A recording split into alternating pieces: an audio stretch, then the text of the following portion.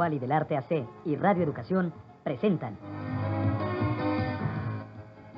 Tiempo de Utopía, un programa de los trabajadores de cara a la realidad.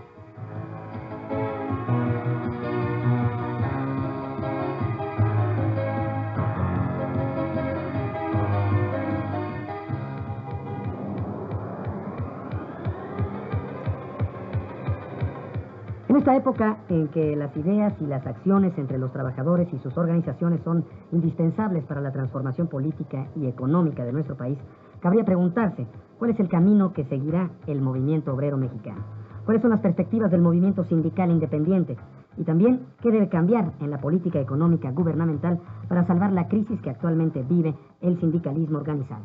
Es el tema que nos ocupa esta noche en Tiempo de Utopía. Es un programa en vivo y lo invitamos a que participe con nosotros.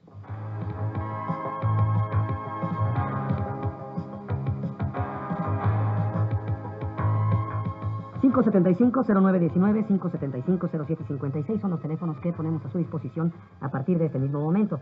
En esta ocasión, esta noche de Tiempo de Utopía, nos acompañan el doctor Javier Aguilar García. Él es investigador de la UNAM en el Instituto de Investigaciones Sociales.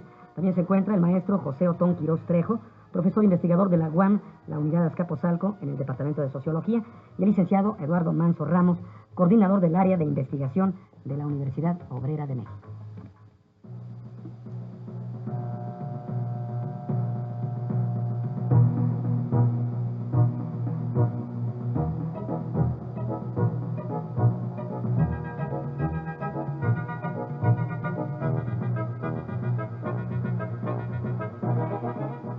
Es necesaria un poco de historia.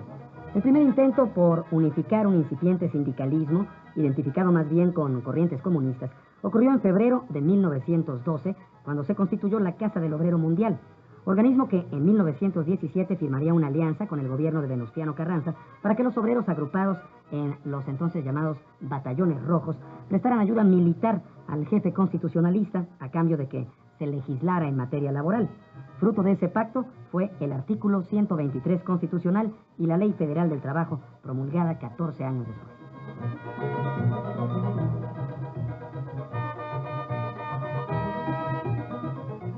Al seguir la historia en busca de la unificación del sindicalismo en México, encontramos que en mayo de 1918 se constituyó la Confederación Regional Obrera Mexicana, mejor conocida como la CROM, misma que se apropió de la tesis de lucha o de las tesis de lucha de clases, pero no se afilió a ningún partido político. Durante su primera década, la CROM y su líder, Luis N. Morones, fueron bastante influyentes en la vida sindical del país debido a dos razones: la creación del Partido Laborista Mexicano y la firma de dos pactos con los candidatos presidenciales, Álvaro Obregón, Plutarco Elías Calles, a los que se apoyó con las armas y políticamente. Sin embargo, su influencia terminó en el año de 1928 con el asesinato de Álvaro Obregón, en el que se involucró a la CROM y a su dirigente. Aquí, en este momento, ocurrió la primera ruptura importante en el llamado Movimiento Obrero Nacional. El hecho fue aprovechado por Vicente Lombardo Toledano, por sus llamados 5 lobitos, Fidel Velázquez, Alfonso Sánchez Madariaga, Fernando Amilpa y Luis Llurén, quienes abandonaron las filas cromistas para fundar lo que hasta nuestros días se conoce como CTM o Confederación de Trabajadores de México. Así bien, en 1936 nace la CTM y su primer líder fue, por supuesto, Vicente Lombardo Toledano. La CTM no ha sido ajena a las pugnas internas, de ahí que de su seno salieran en los años 40 los sindicatos de burócratas, de telefonistas, electricistas, mineros, ferrocarrileros y petroleros, quienes crearon la Confederación Única de Trabajadores.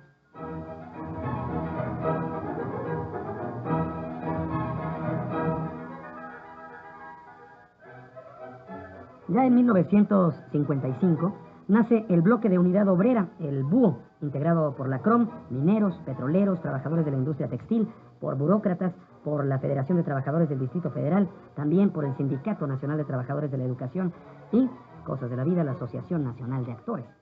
Para 1960, dos organizaciones cúpulas del movimiento obrero, el BUO y la CNT, las cuales deciden dejar a un lado sus diferencias para constituir el Congreso del Trabajo, organismo que hasta hoy sigue considerado como la cúpula del movimiento obrero organizado.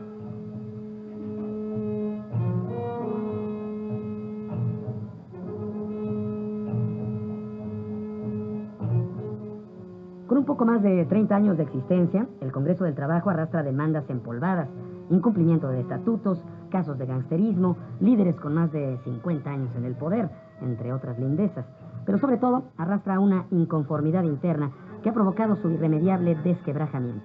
Pues casi 21 sindicatos de los 39 que lo integran analizan la posibilidad de crear un frente sindical unitario.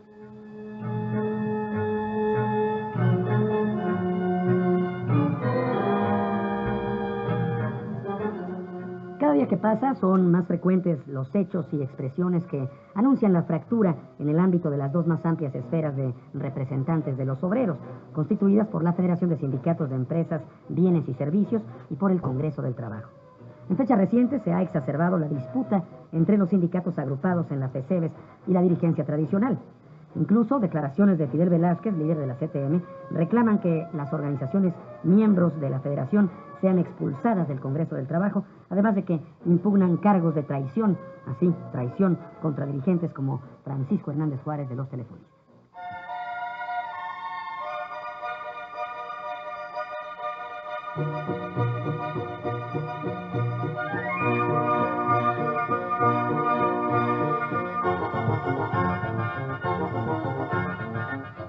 Hasta ahora las organizaciones disidentes al interior del Congreso del Trabajo exigen a Víctor Flores Morales, presidente de esa central, sacudirse la tutela setemista para avanzar en la conformación de fuerzas reivindicatorias que con propuestas viables permitan el mejoramiento del nivel de vida de los trabajadores. Por su parte, Flores Morales presentó ya a los integrantes del Foro de Sindicalismo ante la Nación su proyecto de modificaciones a los estatutos del Congreso del Trabajo. Encabezado por la Comisión Ejecutiva como organismo ejecutor del Consejo Nacional, Flores Morales analizará también la contrapropuesta de los foristas para reconformar el organismo cúpula obrero mediante la creación de una comisión bilateral que unifique a las 39 organizaciones del Congreso del Trabajo con las 25 que integran el foro, las cuales conjuntamente representan más de 16 millones de trabajadores sindicalizados.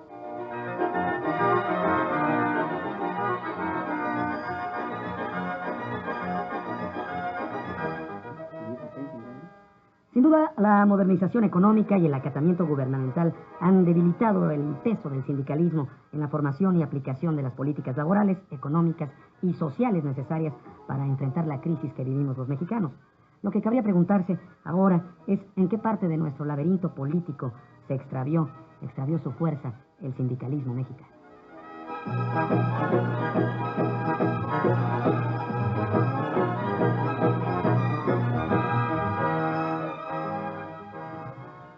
Estamos en vivo, es el 575-0919, 575-0756, los teléfonos que ponemos a su disposición.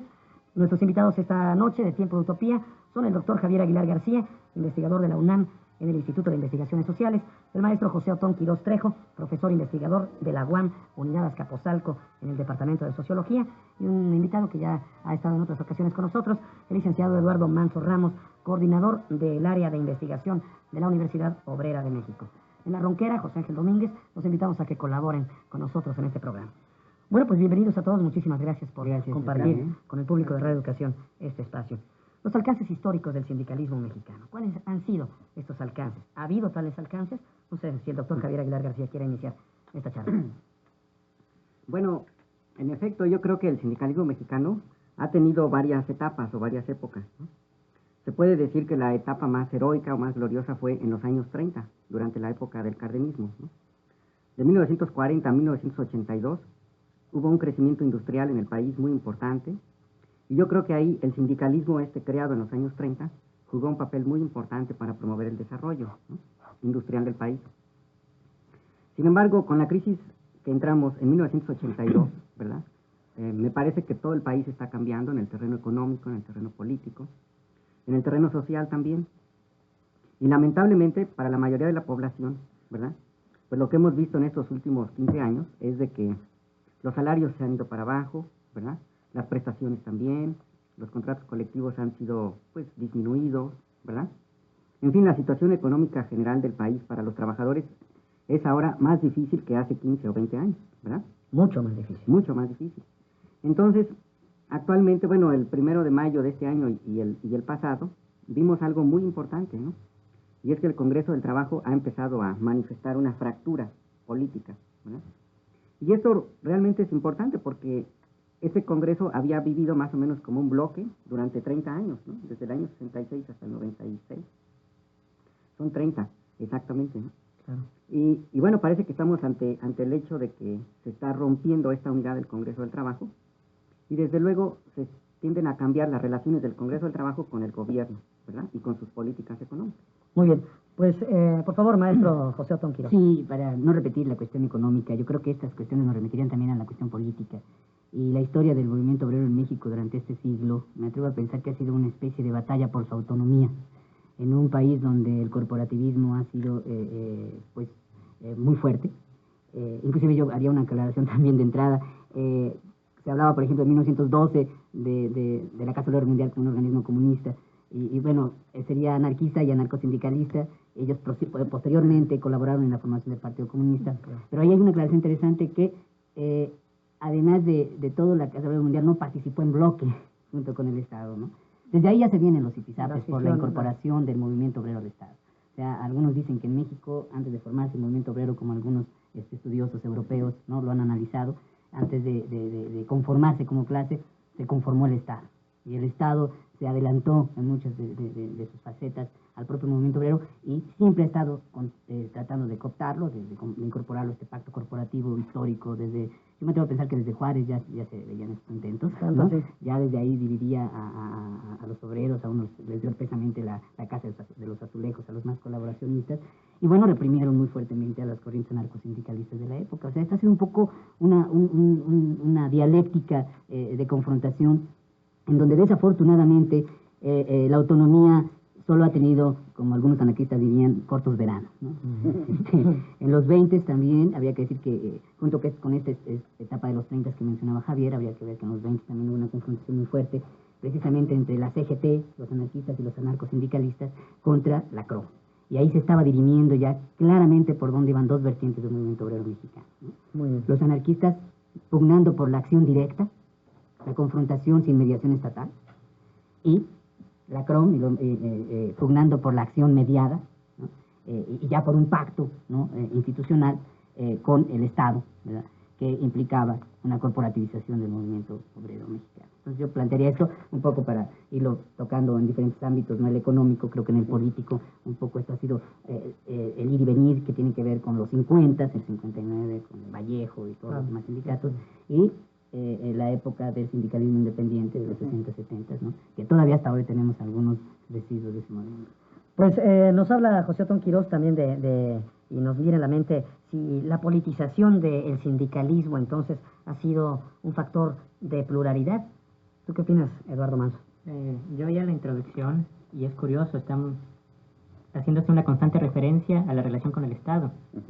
Desde la Casa del Obrero Mundial, De acuerdo, situación de cuando se promulga la Constitución, hay una huelga reprimida muy fuerte, pero también hay convocatorias por parte del Estado a reuniones. La CROM nace en la misma lógica y bueno, la CTM es una obviedad, en el sentido que nace en todo el contexto del gobierno cardenista. Yo creo que hay una fase de desarrollo muy importante en este sentido, incluso entre las consignas que manejaba la CTM de una sociedad sin clases a lo que ahora derivó en la emancipación y la justicia social, y cada vez más diluido toda esa serie de mensajes. Pero pensando un poco para el programa, yo creo que lo que tenemos, tal vez en Congreso del Trabajo, en la CTM, que es su organismo más fuerte, incluso en los mismos foristas que ahora se presentan como división y posible alternativa a la dirección mayoritaria del Congreso del Trabajo, que hay una falta de dirección ideológica, de proyecto. Yo creo que plantea Otón el problema esencial, la relación con el Estado. Hay un desplegado que salió hace menos de 10 días, del cual el STUNAM y el Sindicato de Bachilleres se desligó en el sentido del apoyo incondicional hacia el gobierno, en este sentido de las presiones y la posible renuncia del doctor Cedillo. Es muy curioso, porque en el punto 5 de este desplegado lo que plantea es una nueva relación con el Estado, una nueva relación con las empresas, con la sociedad civil. Y si uno revisa el desplegado, a quien va dirigido es al doctor Cedillo. Ahí está, creo que, lo complicado de una crisis, de un modelo, de una forma de relación que duró desde los 30 y que vinculó a el sindicalismo con las orientaciones políticas y sociales del Estado, y que después solo vinculó a la dirección que se separó de esas bases, pero ahora la misma disidencia hace referencias y dirige sus discursos y sus comunicados al Estado. Al interlocutor por excelencia del Estado. Yo quisiera, bueno, se habla de un sindicalismo que nace entonces al cobijo de esta figura estatal, gubernamental. Nos habla José Otón de un sindicalismo independiente en los años 60, 70, al cual regresaremos seguramente. Pero yo quisiera preguntarle a Javier Aguilar García si todavía un sindicalismo oficialista puede servir al sistema político mexicano. Bueno, desde mi punto de vista, yo creo que el sindicalismo oficial, tal como lo hemos conocido, yo creo que ya no tiene perspectivas de desarrollo, ¿no? Yo creo que sus mejores épocas ya pasaron, ¿no? Este sindicalismo funcionó muy bien mientras el Estado tenía una política económica mediante la cual se podía hacer alguna distribución del ingreso en este país, ¿no? Cuando la política económica más o menos funcionaba, ese sindicalismo de Fidel Velázquez, el sindicalismo tradicional, pues sí, se desarrolló, ¿verdad? Pero yo creo que ya en esta etapa en que nuestro país está ubicado en esta política general que se conoce como neoliberal, ¿verdad? Coordinada o planteada o dirigida por el Fondo Monetario Internacional y otras instancias, pues ya en estas condiciones, ese viejo sindicalismo ya no tiene perspectivas, ¿no? Yo creo que es muy importante que el sindicalismo mexicano pues vaya pensando, ¿verdad?, en retomar algunas viejas experiencias de aquí del país o de otros países y que se haga un esfuerzo por adaptarse a las nuevas condiciones. Desde mi punto de vista es muy importante desechar a los viejos liderazgos de este sindicalismo. Yo creo que no es posible que sigamos teniendo a los mismos líderes de hace 50 años. Desecharlos antes de que se desechen solos. Pues sí, en efecto, ¿no? Yo creo que el sindicalismo mexicano sí tiene mucho porvenir, pero no creo que su porvenir sea con estos líderes ni con esas políticas tradicionales, ¿no?, de apoyar y apoyar al Estado. A ultranza. Sí, José Otón. Sí, yo creo que también había que hacer una reflexión en torno a este sindicalismo corporativo, en el sentido de que también ha sido un sindicalismo de oportunidad, o de oportunismo, como lo llamo más tajantemente, ¿no? La oportunidad tendría una connotación más académica, pero se han adecuado muchísimo a la situación. O sea, yo creo que están en crisis, en una fuerte crisis, pero los últimos empujones, o los empujones definitivos, tienen que ser con mucha fuerza, ¿no? Y realmente no menospreciar a este enemigo, ¿no?, de los trabajadores, que es este tipo de sindicalismo tradicional, ¿no?, corporativo tradicional, perfectamente ligado al Estado, digamos, con dirigencias que a veces no tienen que ver con los trabajadores, con las famosas corruptelas, guardias blancas, en fin, toda esa tradición de nota roja, ¿no?, de algunos sectores del sindicalismo tradicional.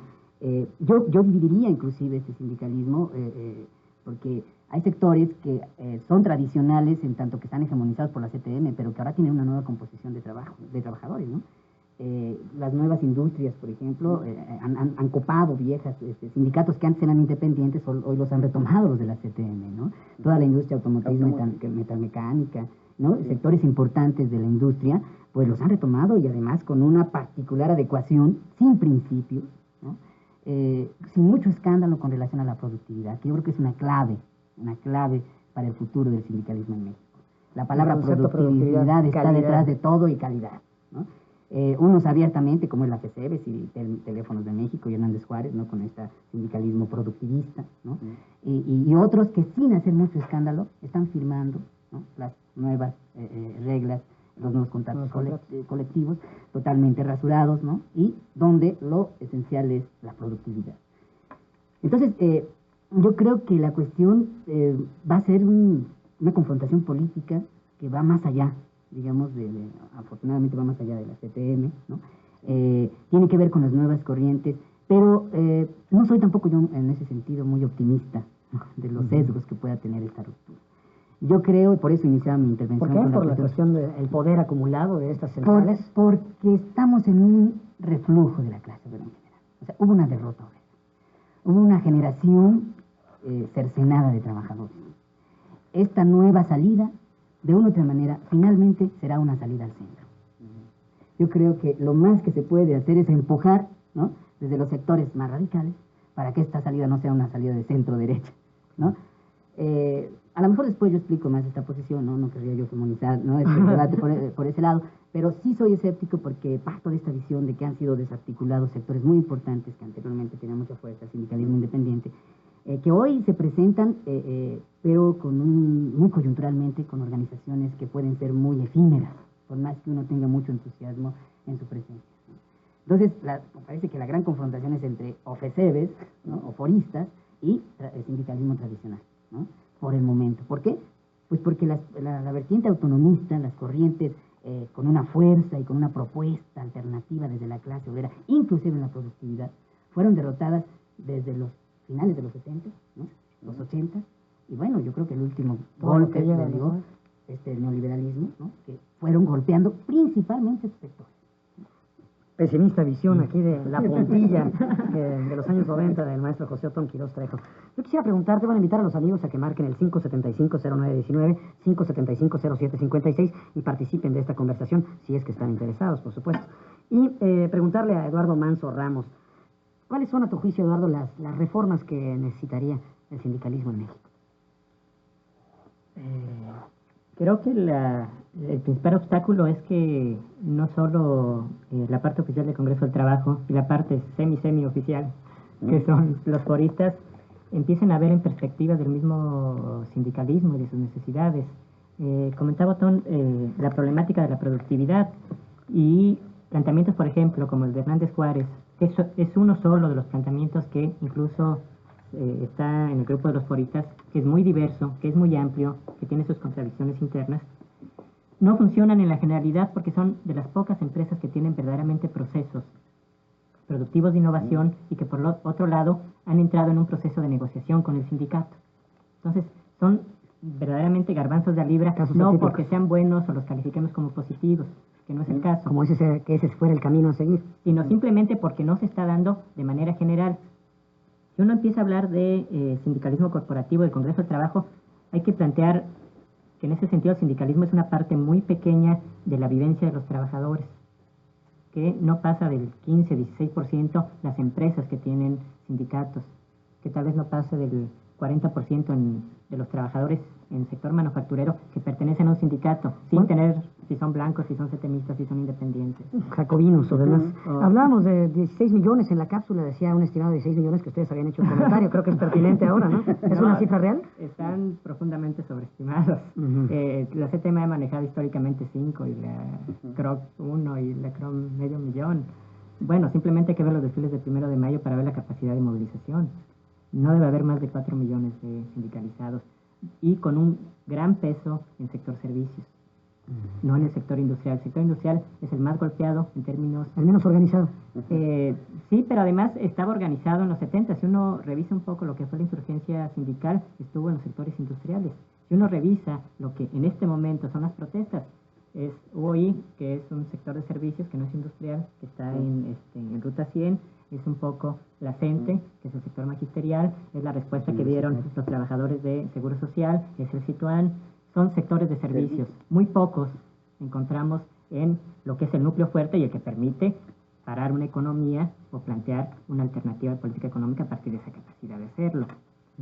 Pero, como yo comentaba, primero el sindicalismo es muy pequeño, no es una presencia cotidiana en la vida de los trabajadores, y por otro lado, la CTM debe tener tranquilamente en el sector manufacturero la mitad de todos esos sindicatos. Entonces, lo que esté pasando en esta confrontación es de importante. No despreciamos al sindicalismo independiente, creemos que cumple un papel fundamental, pero el núcleo de los trabajadores, de los pocos que están organizados, de la planta productiva. Entonces, ahí está la importancia de estos enfrentamientos. De esta Por favor, doctor Aguilar García. Yo quería hacer un comentario sobre esto del sindicalismo independiente, porque aquí Otón había dicho que la confrontación principal era entre la CTM, por un lado, y por otro lado los foristas. Pero yo creo que efectivamente, como lo ha dicho el compañero Eduardo Manso, el sindicalismo independiente está jugando un papel muy importante, ¿no? Yo tengo la impresión de que este pasado 1 de mayo, ¿verdad? El contingente que llevaron los foristas, bueno, fue importante, pero creo que el contingente que llevaron los sindicatos independientes fue mucho más importante. Fueron, no sé, cubrieron toda la avenida Reforma, ¿no? Desde el Zócalo hasta Niños Héroes, toda la avenida Reforma, así que fue un contingente realmente importante. Por esta razón, yo creo que justamente la CTM y los patrones, como tienen tanto miedo a los sindicatos independientes, hace unos días empezaron a difundir nuevamente su idea esta de la cultura laboral, ¿verdad? Esta idea de la cultura laboral la empezaron a fabricar desde el año pasado, también después del 1 de mayo, cuando vieron que estaban surgiendo sindicatos, empezaron a sacar documentos y a acercarse, ¿no? La Coparmex con la CTM, ¿no? Se pusieron a trabajar durante 10 meses y actualmente ya tienen un documento que se llama Conclusiones. Entonces, yo creo que, fíjense, que está surgiendo una alianza muy interesante. La CTM se está haciendo esta alianza con los patrones, ¿no? Algo que no había hecho la CTM, bueno, durante mucho tiempo. O no la había hecho directamente con ellos, ¿no? La hacía a través del Estado, del gobierno, ¿no? Y ahora la CTM está firmando junto con los patrones todo un conjunto de propuestas que, bueno, según han dicho algunos analistas, ¿verdad?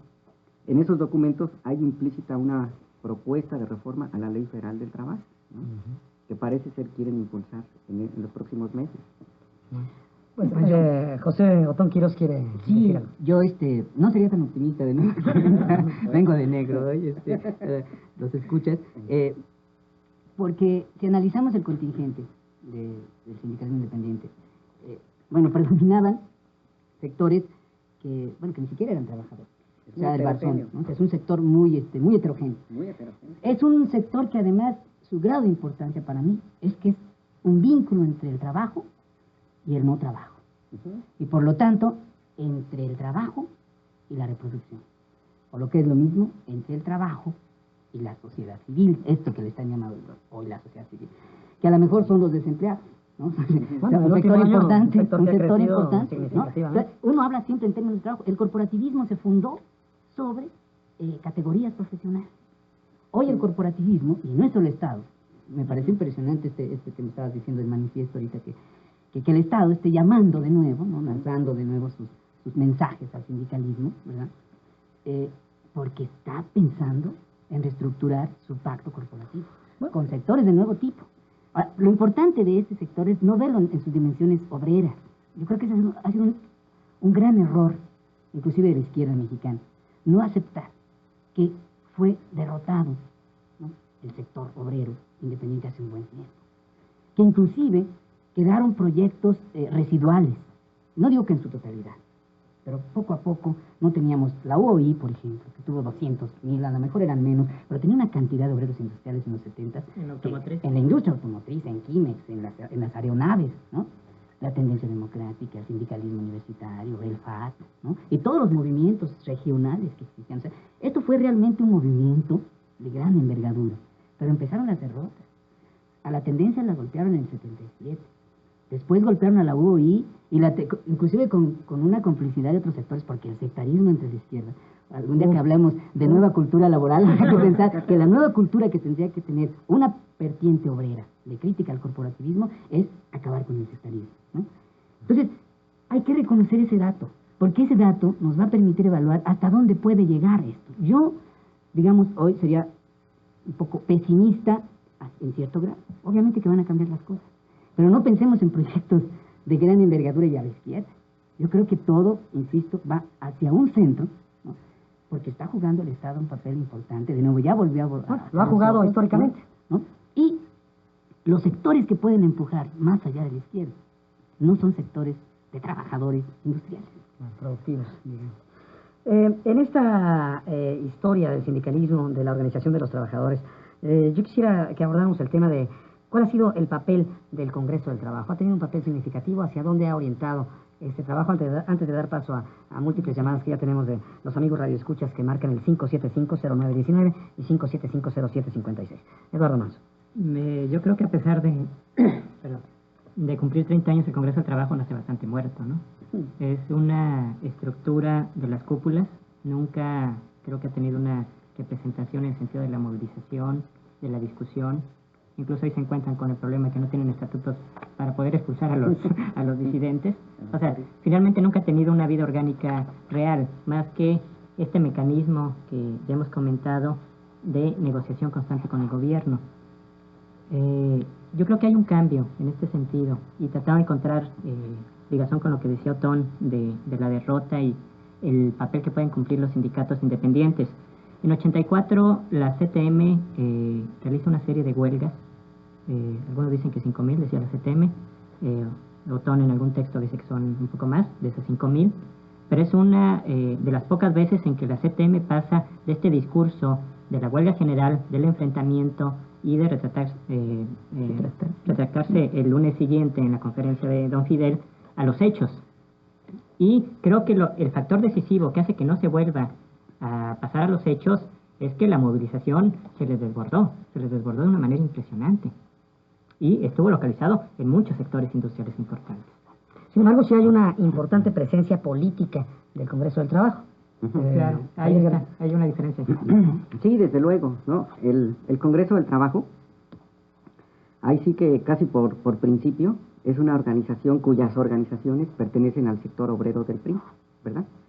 Y es a través del sector obrero del PRI que el Congreso del Trabajo, los líderes pues que se agrupan ahí, han obtenido muchos puestos, ¿verdad? En la Cámara de Diputados, Cámara de Senadores, gobernaturas, incluso han sido directores de algunas empresas estatales, ¿no? Como ferrocarriles, ¿no? Que por cierto están a punto de vender. De triste memoria. ¿No? ¿Verdad? O sea, el Congreso del Trabajo ha sido a pesar de sus limitaciones, como dice el compañero Eduardo Manso, ¿verdad? Pero ha sido un real puente, ¿no? Entre, digamos, la estructura del PRI, ¿no? Y los trabajadores, ¿verdad? El partido gobierna los trabajadores. Sí. Esta estructura les funcionó muy bien, yo creo, hasta el año 88, ¿verdad? Del año 88 para acá, esta estructura también se rompió, ¿verdad? Está rota, ¿no? Solo así se puede explicar el que haya obtenido la oposición en el 88, o que le hayan reconocido aproximadamente cerca del 50% de votos, ¿no? Claro, el PRI y el gobierno luego nos han dicho que en el 91 se recuperaron y en el 94 otra vez volvieron a obtener muchos votos, ¿no? Bueno, de alguna manera se puede decir que sí obtuvieron votos, pero yo no creo que hayan obtenido el consenso de la población, ¿verdad? La credibilidad. La credibilidad de la población. Yo creo que la población mexicana está muy disgustada, ¿verdad? Está muy maltratada. Los salarios, recuerden ustedes que han bajado en un 70, en un 80%. Tenemos de 12 a 14 millones de desempleados, ¿verdad? Y toda esta política la ha estado apoyando el Congreso del Trabajo, ¿verdad? A través de las firmas, de los famosos pactos y alianzas, etcétera, etcétera, ¿no? Muy bien. Pues nos habla el doctor Javier Aguilar García de una cuestión muy interesante y que también retoma uno de nuestros radioescuchas que ha marcado estas líneas telefónicas que están a su disposición, el 575-0919 y el 575-0756. Yo quisiera preguntarle o sugerirle a José Otón Quirós que tome este toro por el cuerno. Dice Gustavo Martínez Suárez de la Churubusco, los sindicatos no deben tener ya ninguna afiliación partidista. ¿Cuál es tu punto de vista? Ya, yo creo que es una pregunta puntual, pero teníamos que haberlo relacionado con una visión de lo que serían las propuestas alternativas al corporativismo o el neocorporativismo que puede estar en ciernes, ¿no? Yo en lo particular, y sustentaría esta respuesta muy rápida en lo que yo, y con lo que yo inicié en esta charla, con la cuestión de la autonomía obrera. Siempre ha habido una lucha. Hay grandes reservas de posibilidad de autonomía, de autogestión inclusive, ¿no? Se ha dado de repente, ¿no? Cuando se declara la nacionalización petrolera es que los obreros ya estaban tomando las empresas y las estaban echando a caminar. O sea, no nada más era una cuestión nacionalista, también el Estado mexicano, ¿no? Se daba cuenta del peligro de dejar a los obreros allá que ya estaban empezando a echar a caminar las refinerías, ¿no? Yo creo que la afiliación debe ser libre. Precisamente una de las grandes críticas al corporativismo, ¿no? Viéndolo ya no nada más como un bloque obrero, empresario, Estado, sino un bloque obrero, empresario, Estado y el resto de la sociedad, que hacia allá apuntaría el futuro corporativismo, ¿no? A donde se están cooptando sectores ya no estrictamente profesionales, para legitimar un Estado del corte corporativo liberal, entre comillas, ¿no? Yo creo que una crítica y una visión alternativa de esto, y que pondría en crisis ese corporativismo del cual habla Javier, ese corporativismo tradicional, este voto corporativo, ¿no? Es precisamente la afiliación partidaria libre, ¿no? Claro, esto tiene mucho que ver ahí, ahora sí que recuperaría la importancia del sindicalismo independiente, es la reserva de la utopía, ¿no? Es la reserva de los sueños, y a veces yo los trato como tal, o yo se me siento a veces formando parte inclusive de un sindicato de estos, como tal. A veces no puedo pedir que mi proyecto sea nacional, si tengo la correlación de fuerzas totalmente en contra, pero no puedo dejar de expresar mis sueños, y creo que ahí está el punto de este sector, ¿no? Es allá donde yo pienso que el empuje, la capacidad que tengan de sobrevivir, ¿no?, es importantísimo para que esta tendencia muy fuerte hacia un pacto de centro, que reestructure el movimiento obrero por lo menos por 10 años, para garantizar una paz social y una productividad y una calidad que nos ponga competitivamente a la altura de los pactos internacionales que se han hecho, que obviamente se va a reflejar en un costo serio para el resto de los trabajadores. Porque también hablamos que en ese pacto participan sectores que no son la totalidad de los trabajadores. Entonces, yo creo que por ahí va una crítica al corporativismo, es una crítica a la afiliación forzosa a un solo partido, ¿no? Es una crítica a las direcciones únicas de grandes sindicatos nacionales. Yo creo que hoy tenemos que pugnar por la autonomía de sección con peso en sindicatos nacionales. Este es el gran problema entre una organización nacional con una sola dirección o una organización síntesis de autonomías seccionales regionales. Bueno, en puntos importantes habla José Otón Quirós. Francisco Arévalo Rojas, de la colonia Escuadrón 201, Eduardo, dice, agradece a Radio Educación la oportunidad de expresar su opinión. Y dice, en los últimos 25 años, el señor Fidel Velázquez le ha hecho un grave daño a los obreros. Dice estar con ellos, pero en realidad está con los empresarios. Los logros han sido por los sindicatos independientes. ¿Se podría reestructurar estos esquemas de sindicalismo corporativo con estos mismos dirigentes como Fidel Velázquez, como Alberto Juárez Blancas y et al? Hernández Y un largo Juárez, tal. Hernández Juárez, hay que recordar que tiene 22 años en el puesto. Pero, bueno, viendo la crisis, yo creo, tal vez no compartiendo lo no optimista, digámoslo así, de Otón, pero bienvenida a la crisis. Bienvenida a las dificultades de que un modelo que se agotó en el sentido de darle beneficios a los trabajadores y ya solo quedó el control, y ya solo quedó el apaciguar las demandas cáscara y la capacidad de manifestación de los trabajadores.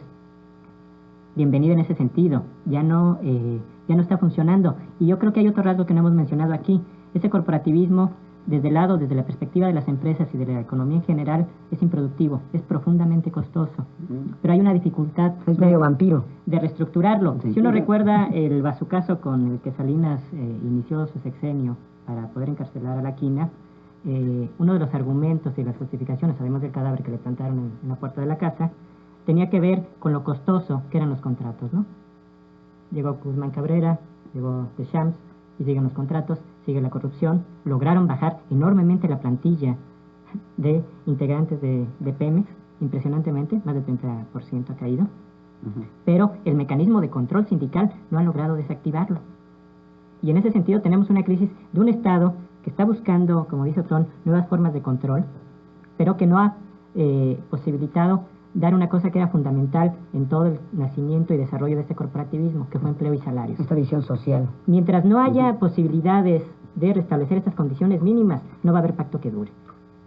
Y bueno, ahí juega un papel fundamental el sindicalismo independiente en el sentido de empezar a plantear cuestiones diferentes, tratos, relaciones diferentes a las que se han vivido, y de las que yo diría que los foristas no en todos los casos van a ser representativos de estas nuevas formas de comportamiento, pero también de empezar a plantear alternativas en lo político y en lo social. Y ahí yo lo ligaría con la pregunta anterior, ¿tienen que estar los sindicatos formando parte de los partidos? No. Creo que los sindicalistas deben formar parte de los partidos. Creo que los sindicalistas son los que deben estar discutiendo cuáles son las orientaciones y las perspectivas. Y en ese sentido, tratar de romper esta lógica de que debemos entrar a otra fase de relación con el Estado y de relación corporativa. Muy bien. Juan Castillo de Naucalpan dice, los sindicatos de la Volkswagen, la Ford, la cervecería Modelo y el de los pilotos aviadores, el régimen pasado los golpeó para deshacer las conquistas que en base a las luchas ha conseguido el pueblo de México. Y el próximo paso son las privatizaciones de las riquezas del país, la eléctrica, la petrolera y más. Por favor, su opinión, ¿qué va a suceder después de entregar todo esto? Doctor Aguilar García. Qué bueno que te la dieron. Pásale a ver a León. Señor Juan Castillo. Bueno, pues me parece que es una pregunta muy interesante, ¿no? Yo creo que es una pregunta que nos estamos haciendo todos los mexicanos, ¿eh? Actualmente el gobierno, pues sí, parece que no se va a detener en la venta de todo el sector paraestatal, ¿verdad? Y seguramente lo van a hacer. Ahora, yo creo que ellos y algunos asesores del Fondo Monetario Internacional tienen la idea de que en México y en toda América Latina tienen que desaparecer las empresas estatales, ¿no? Y que todas las empresas del mundo sean privadas, ¿no? Y la competencia entre las empresas, dicen ellos, es lo que va a permitir el desarrollo económico, ¿no? Yo tengo muy serias dudas, ¿no? Yo no creo que esa competencia por sí sola vaya a producir la riqueza y el desarrollo. Usted y 12 millones de desempleados recientes. Pues sí, ¿verdad? Yo creo que los trabajadores mexicanos, pues que ya han sido bastante golpeados, ¿verdad? Pues estando ya en una situación en que no van a existir estas empresas, pues lo que van a tener que hacer, pues es, pues no sé, tener que impulsar adelante, ¿no? Todas sus demandas, ¿no? Claro, lograr insertar sus justas peticiones, demandas en este nuevo contrato. Sí, en laboral. las nuevas empresas, ¿verdad? Y en un nuevo pacto laboral, efectivamente. Muy bien. Eric Christian, de Coacalco, dice: actualmente está desvirtuado el sentido por el cual se crearon los sindicatos, que debe ser el mejoramiento y defensa de los derechos de los trabajadores, puesto que ahora es un medio de los dirigentes de obtener riquezas. Antes lo que se pretendía era satisfacer el interés colectivo de los trabajadores, ahora se satisfacen intereses particulares de unos cuantos. No sé si Otón Quirós quiera comentar al respecto. Y yo creo que esa ha sido la base de funcionamiento del corporativismo sindical, ¿no? Los líderes corporativos muchas veces se alimentan precisamente de los propios trabajadores y de no gestionar sus derechos, ¿no? Claro, cuando llega la confrontación... O a veces de gestionarlos también, ¿no? Claro, pero de gestionarlos a su manera y sin tomar en cuenta, sobre todo, lo que para mí es importante en esta cuestión, crear y tomar en cuenta a las masas. Esto parecería un eslogan de hace como 10, 15 años, pero creo que es lo más importante que uno puede haber recuperado del movimiento sindical independiente y democrático, ¿no? Volver a pensar de abajo hacia arriba. Y díganme si no es esto, pensar en una óptica alternativa al corporativismo. Pensar lo que ahora le llaman la sociedad civil, ¿no? Pues ya lo estaban pensando los trabajadores hace 20 años, en una democracia sindical construida de abajo hacia arriba. Y para eso, yo creo que lo importante de esta confrontación y de esta crisis hoy es que se tome como una gran escuela generacional. Yo sigo siendo escéptico en este momento, no dudo en el futuro, pero en este momento creo que lo importante de la crisis es también que es una escuela donde las nuevas generaciones de trabajadores se están viendo confrontadas por primera vez, ¿no? Estas dirigencias, aunque sean los periódicos, estas dirigencias corporativas, estas grandes centrales corporativas. Yo creo que lo importante del sindicalismo independiente es llenarlos de contenido realmente autonomista, ¿no? Realmente civil en el sentido obrero de la palabra, válgase la barbaridad que estoy diciendo, ¿no? O sea, que se geste desde abajo, que los líderes sean removidos, ¿no? Que haya democracia sindical. Esto es ¿cómo vamos a crear una democracia fuera de la fábrica si no hay ejercicio de democracia en los centros de trabajo? Entonces, creo que por ahí va, y estoy totalmente de acuerdo, ¿no? O sea, hasta ahora, los dirigentes solamente se han encargado, ¿verdad?, de succionar gran parte de las cuotas sindicales, ¿no? Y muchas veces representar o mal representarlos, como diría alguien. Doctor Aguilar, ¿tiene algo? No, ok.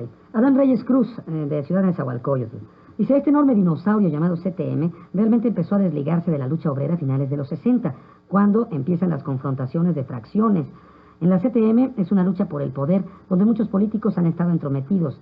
Realmente desde los tiempos de Miguel Alemán empezó esta etapa de deterioro, y actualmente la CTM ha sido incapaz de tener una línea independiente del gobierno. No tiene una lucha obrera real, dice Adán Reyes Cruz.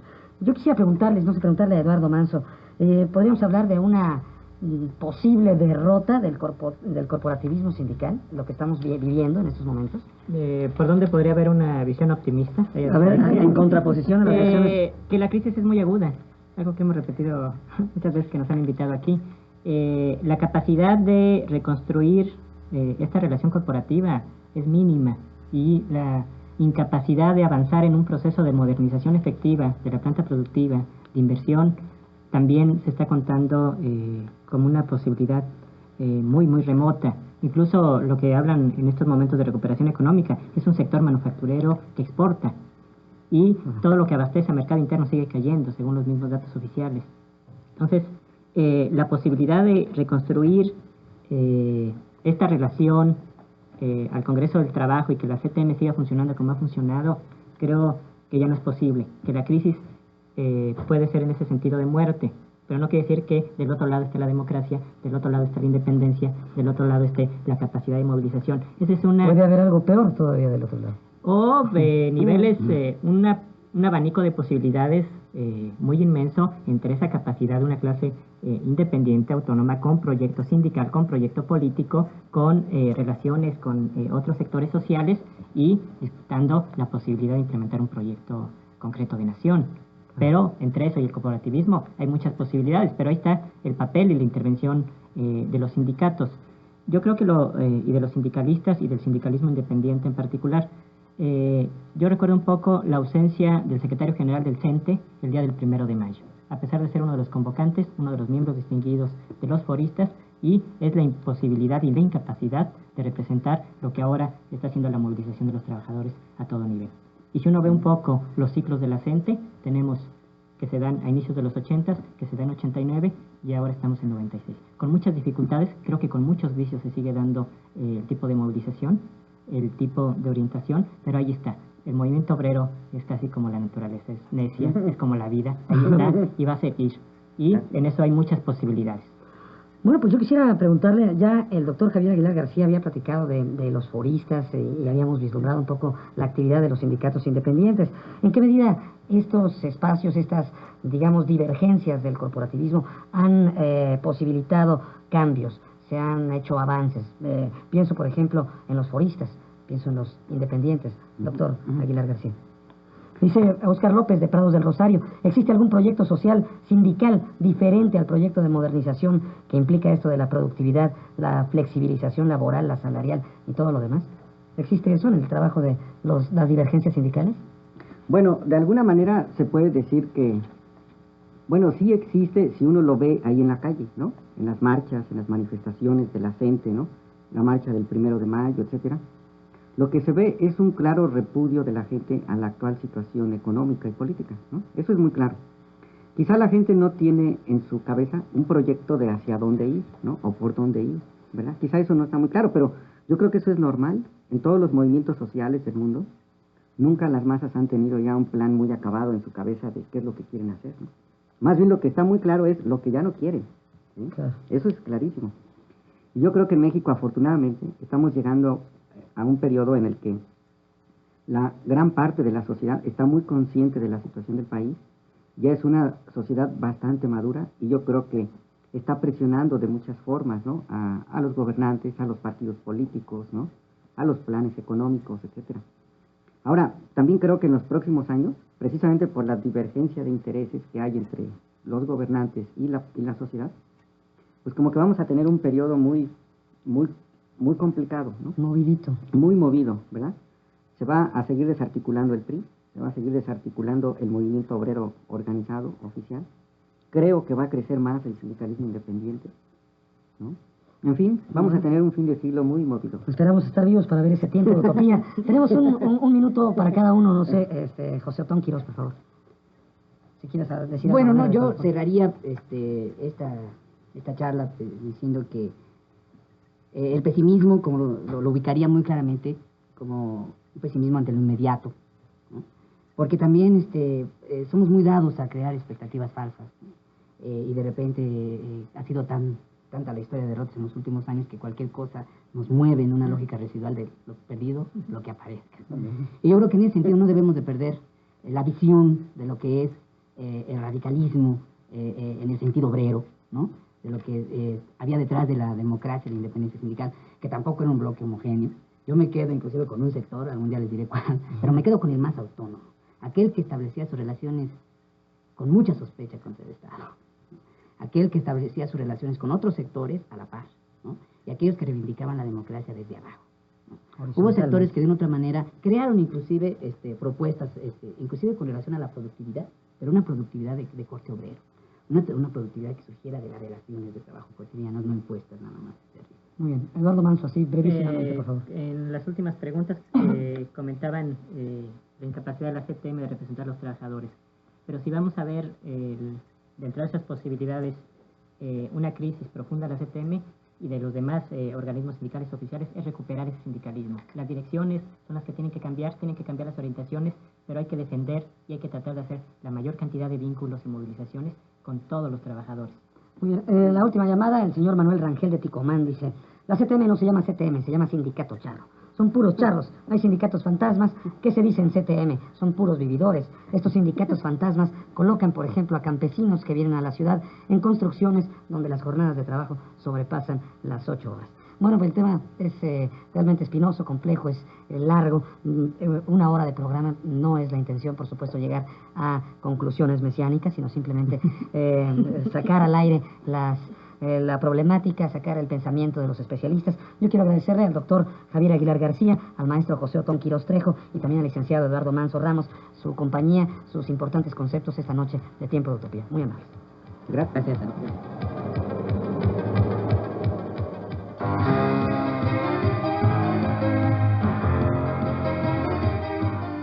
La Fundación Cultural Trabajadores de Pascual y del Arte AC y Radio Educación presentaron Tiempo de Utopía, un programa de los trabajadores de cara a la realidad.